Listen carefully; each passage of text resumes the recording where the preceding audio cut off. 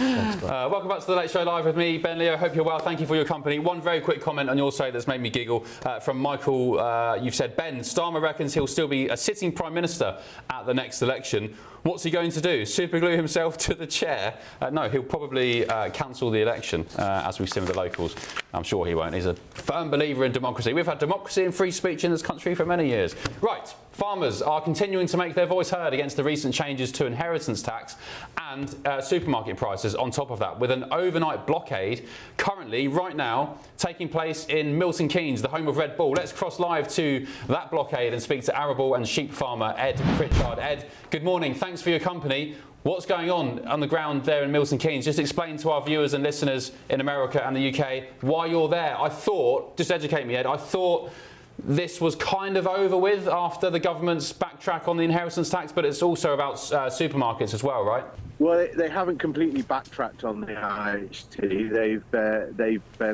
They've changed from $1 million to $2.5 million. But it's not just about the IHT. It's also about the lack of money that we are being able that we can generate as farmers. It's about the trade deals with other countries allowing inferior products into this country, yeah, we've got our backs against the wall. We're having a tough time at the minute. Yeah, you've had a tough time for a long time, and lots of our viewers, Ed, lots of our listeners have got your backs. We saw that with the protest down in Whitehall some months ago last year. But why, just a very, maybe a naive question from me, why are you guys starting your protest at midnight today? You've got a fire roaring there, you're keeping yourselves warm. What's the idea of starting so early? We're just trying to find the time that's going to hit these RDCs the hardest. As you know, we've tried early hours of the morning. Not many of us can come in the middle of the days because we've all got farmyards and livestock and crops to look after. So rather than go at night times, it's surprising how busy these places are at this time of day. Using the internet without a VPN, a virtual private network, is a bit like taking to the road without car insurance. All it takes is one unlucky moment to cost you a lot of cash. This video's sponsor is Private Internet Access. They are the VPN to help keep you safe. Click the link in the description below to find out why over 30 million people have downloaded PIA to protect themselves online. A virtual private network is an app that hides your IP address and helps keep your data private. When you're browsing the internet at home, you give up a large amount of data to businesses, to shops, and indeed to social media giants too. Hackers have the ability to steal your personal data with ease, including sensitive information such as passwords, keystrokes, and even your personal photos. Private Internet Access helps protect your personal data by encrypting your internet connection to keep your data out of the hands of cyber criminals. And it's not just hackers either to be concerned about. Information can be censored too. When Canada passed their C18 bill, social media giants decided to ban news content on their platforms. But PIA can protect your ability to consume the news and content you love. Private Internet Access is available for Windows users, Mac OS, Android, Linux, iOS, and you can use one PIA subscription to protect an unlimited amount of devices. And we've got a huge GB News discount for you too. Click the link in this video's description and you'll get a massive 83% off PIA. That's under £2 a month, the price of a coffee, and you'll get an extra 4 months completely free on top. Also, there's a 30-day money-back guarantee too. Visit piavpn.com/GB News to start protecting yourself digitally today. Yeah, and we appreciate you and your colleagues for that, Ed. You know, grafting hard despite the attitude from the government and I guess supermarkets as well that you are replaceable. I don't know who the hell they think are going to replace farmers, maybe BlackRock and the like. But just tell us, Ed, what is your problem specifically with supermarkets? Which supermarkets? When are you proposing to hear back from them? When are you hoping to hear back? As you're probably aware, the man at Tesco's has come out in support of us today. But yeah, what we don't like is how imported produce is coming into this country at a substandard to the homegrown produce, and the labelling that is used in supermarkets. You've got to look very, very hard to see where that food has come from. It's not always obvious that it's not been grown in this country and that it could have been imported from the other side of the world. for all the customer knows. Well, I guess that links back to what I was just talking about. Who do the government, who do the powers that be think will replace farms off the back of the inheritance tax rate? I know they've increased the threshold by $1 million or whatever it is, at 1.5 million. But who do you think they think will replace farms? Are they just relying on imports? They think we'll just import all our food? Is that their train of thought? Well, the way that Keir Starmer's currently carrying on and the way he's firing off the hip, yes, you'd think he's trying to do away with us and rely completely on imports. But what's the thinking in that? I mean, is it? I mean, imports surely. I mean, are they cheaper than paying homegrown British farmers? I know you're saying the quality is worse. Does that mean, I guess, it's cheaper to import food?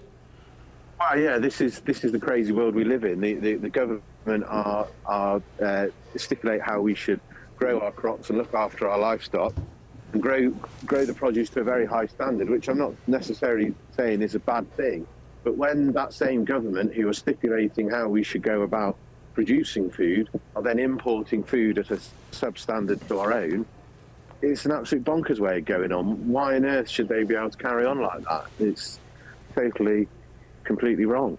Well, Ed, as I said, lots of our viewers and listeners, I'd argue the majority of them support you. They have your back. They appreciate you and your colleagues, the graft you put in. So good luck. You've had some concessions from the government so far on the inheritance tax, not enough. And of course, you've now got the supermarkets to deal with as well. Good to see that Tesco did what they did today, though. Ed, we'll catch up with you in the next hour or so. Stay warm, and we'll speak in just a tick.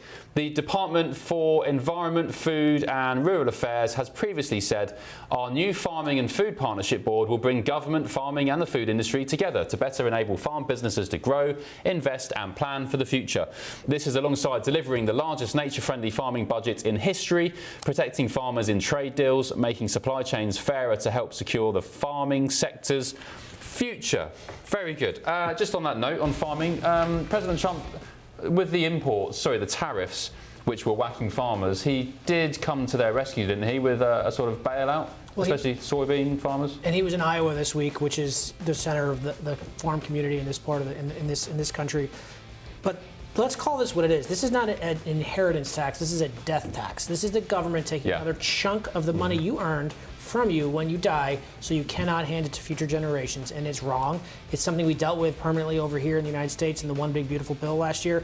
We got rid of that. So it's gone. Inheritance tax and farm's gone. It's got to an appropriate level. Yeah. And that it's a big relief for people who own their own businesses and want to hand it to their kids without the government coming and saying, nuh-uh. Great.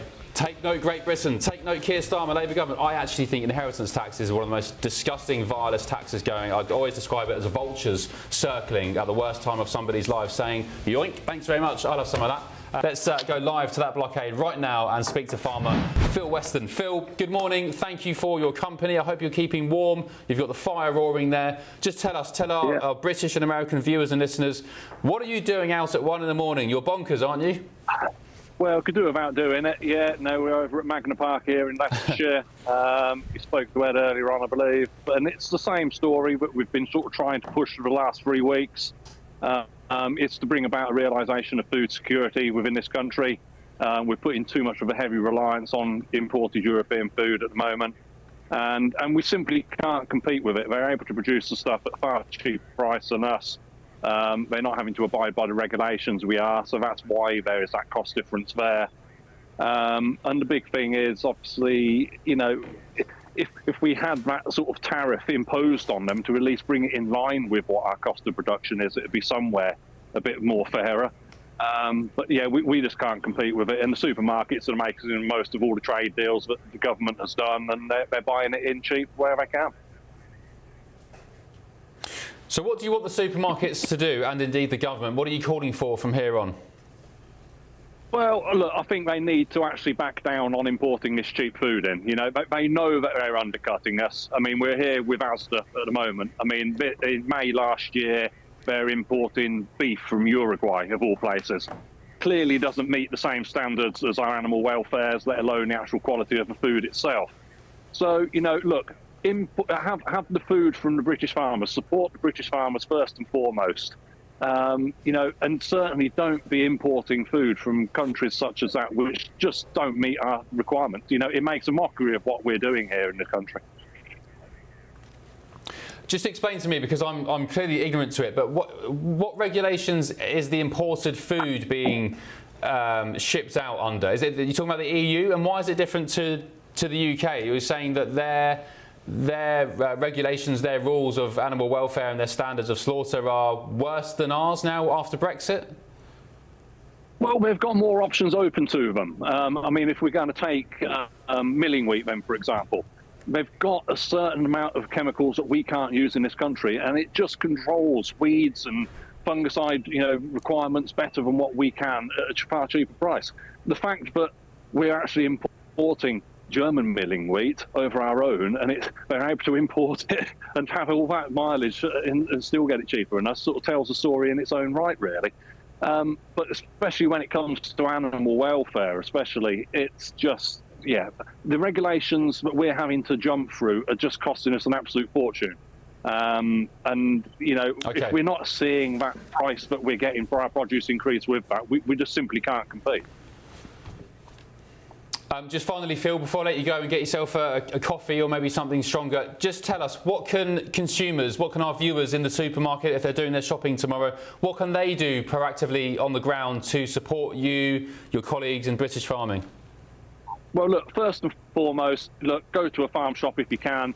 Certainly buy from a local butcher, secondly. But look, if you do have to shop at a supermarket, just look at the packaging very carefully. A lot of stuff is made out to be British with a Union flag on. It isn't. It's false representation of what it actually is. You just read the packet and make sure it is actually UK produce. Okay. Interesting. Great stuff. Good luck. Thank you for your time, Phil, and we'll catch up, I'm sure, in the coming weeks. That's Phil Weston, farmer in, I think he's in Milton Keynes. The Department for Environment, Food and Rural Affairs has previously said our new Farming and Food Partnership Board will bring government, farming and the food industry together to better enable farm businesses to grow, invest and plan for the future. This is alongside delivering the largest nature-friendly farming budget in history, protecting farmers in trade deals, making supply chains fairer to help secure the farming sector's future.